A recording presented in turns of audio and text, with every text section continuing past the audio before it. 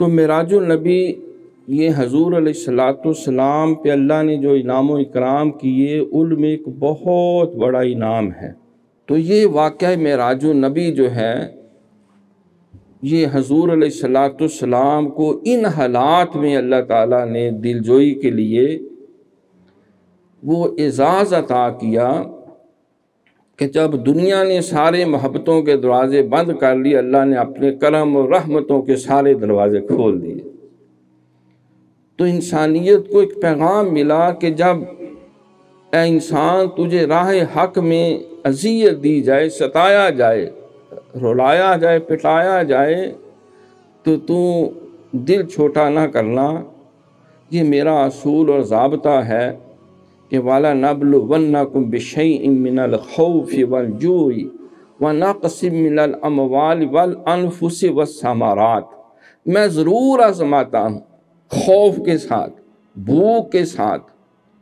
جانوں کا نقصان، مالوں کا نقصان، کھیتیوں کا نقصان، ہر طرف سے دنیا ناطقہ بند کر دیتی ہے، اور پھر بھی جو راہ حق پہ ڈٹا رہتا ہے وَبَشِّرِ الصَّابِرِينَ، ان صبر کرنے والوں کو بڑی خوشخبری سنا۔ الَّذِينَ إِذَا أَصَابَتْهُم مُّصِیبَةٌ قَالُوا إِنَّا لِلَّهِ وَإِنَّا إِلَیْهِ رَاجِعُونَ۔ تو حضور علیہ السلام کے لیے جب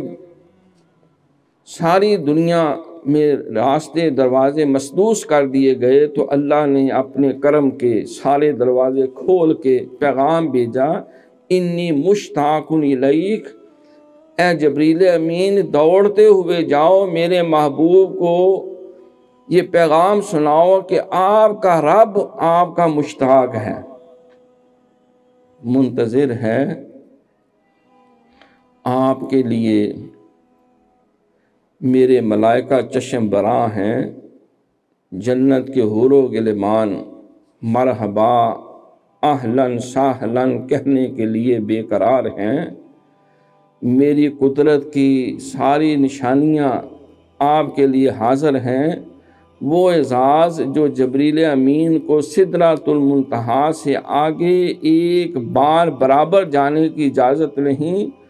اس سے آگے 70,000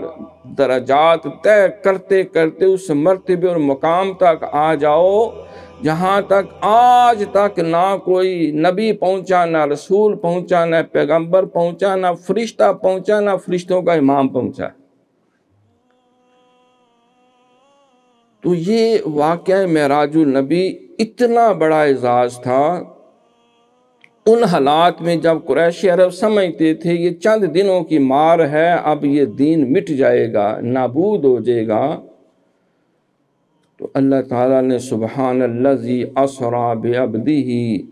لیلا من المسجد الحرام الی المسجد الاقصی الذی بارکنا حولہ لنریہ من آیاتنا انہ هو السمیع البصیر۔ یہ سورہ اسراء جو ہے 15ویں پارے کی پہلی آیت، اس میں اللہ رب العالمین نے حضور علیہ السلام کو معراج کی سعادت عطا کی، اور اس معراج کے واقعہ کی تصدیق اور تائید کرنے پر حضرت ابو بکر کو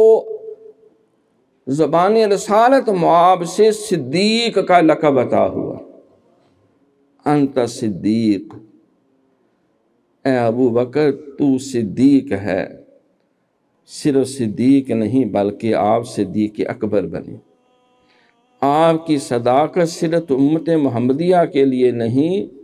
سارے 1,24,000 کم و بیش انبیاء کی امتیوں میں جتنے صدیق ہیں آپ ان سب کے سردار ہیں۔ تو سیدنا صدیق اکبر رضی اللہ تعالیٰ عنہ ان کو صدیق کا لقب ملا۔ تو یہ ایک اعزاز ہے، یہ ایک نعمت ہے جو اللہ تعالیٰ نے ہمارے پیغمبر صلی اللہ علیہ وآلہ وسلم کو عطا فرمائی۔ کسی اور نبی کو اتنا بڑا اعزاز نہیں ملا